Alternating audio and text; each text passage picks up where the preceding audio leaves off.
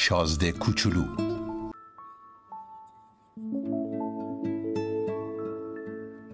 یک بار که 6 سالم بود، تو کتابی به اسم قصه های واقعی که درباره جنگل بکر نوشته شده بود، تصویر محشری دیدم از یک مار بوا که داشت حیوانی رو میبلعید. تو کتاب اومده بود که مارهای بوا شکارشان را همینجور درسته قورت میدهند بی این که بجوندش. بعد دیگر نمیتوانند از جا بجنبند و تمام 6 ماهی را که هضمش طول میکشد میگیرند میخوابند. اینو که خوندم راجع به چیزهایی که تو جنگل اتفاق میفته کلی فکر کردم و دست آخر تونستم با یه مداد رنگی اولین نقاشیمو از کار در بیارم، یعنی نقاشی شماره 1. شاهکارمو نشون بزرگترها دادم و پرسیدم از دیدنش ترستون بر نمیداره؟ چرا کلاه باید آدمون بترسونه؟ کلاه که ترس نداره. نقاشی من کلاه نبود، یه مار بوا بود که داشت یک فیل رو هضم میکرد. اون وقت برای فهم بزرگترها برداشتم توی شکم مار بوا رو هم کشیدم. آخه همیشه باید به اونها توضیحات داد. نقاشی دوممو که بزرگترها دیدن گفتن کشیدن مار بوهای باز یا بسته رو بگذارم کنار و عوضش حواسمو بیشتر جمع جغرافی و تاریخ و حساب و دستور زبان کنم. و اینجوری شد که تو 6 سالگی دور کار ظریف نقاشی رو قلم گرفتم. از اینکه نقاشی شماره 1 و نقاشی شماره 2 من یخشون نگرفت دل سرد شده بودم. بزرگترها اگه به خودشون باشه هیچ وقت نمیتونن از چیزی سر در بیارن. برای بچه هم خسته کننده است که همینجور مدام هر چیزی رو برای اونها توضیح بدن. ناچار شدم برای خودم کار دیگه‌ای پیدا کنم و این بود که رفتم خلبانی یاد گرفتم. بگی نگی تا حالا به همه جای دنیا پرواز کردم و راستی جغرافی خیلی به من خدمت کرده. میتونم به یک نظر کشور چین و ایالت آریزونا رو از هم تمیز بدم. اگه آدم تو دل شب سرگردون شده باشه جغرافی خیلی به دادش میرسه. از این راه که من تو زندگیم با گروه آدمای حسابی برخورد داشتم. پیش خیلی از بزرگترها زندگی کردم و اونها رو از خیلی نزدیک دیدم. البته این موضوع باعث نشده درباره اونها عقیده بهتری پیدا کنم. هر وقت یکیشون رو دیدم که یه خورده روشنبین به نظرم اومده، با نقاشی شماره 1 که هنوز دارمش محکش زدم ببینم راستی چیزی بارش هست یا نه. اگه اون هم مطابق معمول در اومده باشه که این یه کلاهه، اون وقت من دیگه نه از مارهای بوا باش اختلاط کردم، نه از جنگل‌های بکر دست نخورده، نه از ستاره ها. خودم رو تا حد اون آوردم پایین و باهاش از بریج و گلف و سیاست و انواع ادکلون حرف زدم.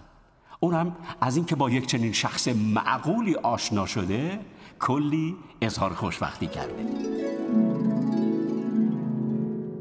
اینجوری بود که روزگارم تو تنهایی میگذشت بی این که راستی یکی رو داشته باشم که باهاش 2 کلمه حرف بزنم. تا اینکه زد و 6 سال پیش در کویر صحرا حادثه‌ای برام اتفاق افتاد.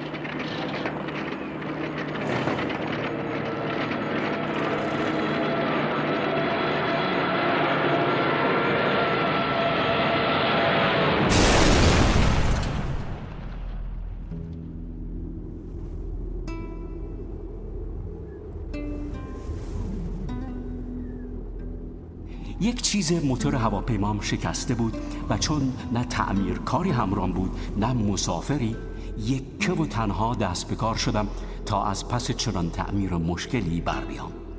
مسئله مرگ و زندگی بود. آبی که داشتم زورکی 8 روز رو کفاف میداد. شب اول رو 1000 مایل دورتر از هر آبادی مسکونی روی ماسه ها به روز آوردم. پرت افتاده تر از هر کشتی شکسته‌ای که وسط اقیانوس به تخت پاره‌ای چسبیده باشه. پس لابد میتونید حدس بزنید چه جور هاج و واج موندم وقتی کله آفتاب به شنیدن صدای ظریف عجیبی که گفت بی زحمت یه بره برام بکش. یهو از خواب پریدم. ها؟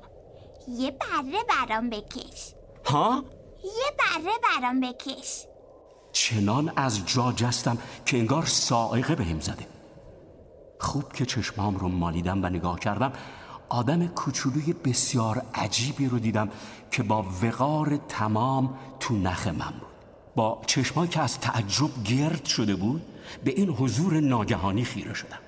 یادتون نره که من از نزدیکترین آبادی مسکونی 1000 مایل فاصله داشتم و این آدمیزاد کوچولوی من هم اصلاً به نظر نمی اومد که راه گم کرده باشه، یا از خستگی دم مرگ باشه، یا از گشنگی دم مرگ باشه، یا از تشنگی دم مرگ باشه، یا از وحشت دم مرگ باشه. هیچ چیزش به بچه‌ای نمی برد که 1000 مایل دور از هر آبادی تو دل صحرا گم شده باشه. وقتی بالاخره صدام در اومد گفتم تو اینجا چی کار میکنی؟ بی زحمت واسه من یه بره بکش. آدم وقتی تحت تأثیر رازی قرار گرفت جرأت نافرمانی نمیکنه. گرچه تو این نقطه 1000 مایل دورتر از هر آبادی مسکونی و با قرار داشتن در معرض خطر مرگ این نکته در نظرم بی‌معنی جلوه کرد، باز کاغذ و خودنویس از جیبم در آوردم. اما تازه یادم اومد که من اون چه یاد گرفتم بیشتر جغرافیا و تاریخ و حساب و دستور زبانه. با کجخلقی مختصری به اون موجود کوچولی گفتم نقاشی بلد نیستم. عیب نداره، یه بره برام بکش. از اونجایی که هیچ وقت تو عمرم بره نکشیده بودم، یکی از اون 2 نقاشی رو که بلد بودم براش کشیدم. اون مار بوای بسته رو. نه فیل تو شکمه یه بوا رو نمیخوام. بوا خیلی خطرناکه، فیل جا تنگ کن. جای من خیلی کوچیکه. من یه بره لازم دارم، برام یه بره بکش. بیا اینم یک بره. نه این که همین حالشم حسابی مریضه. یکی دیگه بکش. این هم یکی دیگه. خودت که میبینی این بره نیست، قوچه. شاخ داره نه؟ بسیار خوب. اینم یک بره که شاخ نداشته باشه. این یکی خیلی پیره. من یه بره میخوام که حالا عمر کنه. چون عجله داشتم که موتورم رو پیاده کنم، روی بی‌حوصلگی جعبه‌ای رو کشیدم که دیوارش 3 سوراخ داشت و از دهنم پرید که بیا این یه جعبه است، بره‌ای که میخوای تو اینه، برش دار. آها، این درست همون چیزیه که میخواستم. فکر میکنی این بره خیلی علف بخواد؟ چطور مگه؟ آخه جایی که من هستم همه چیز کوچیکه. هر چی باشه حتما بستشه. بره‌ای که بهت دادم خیلی کوچولوه. اون قدم کوچولو نیست. گرفته خوابیده. و اینجوری بود که من با شهریار کوچولو آشنا شدم.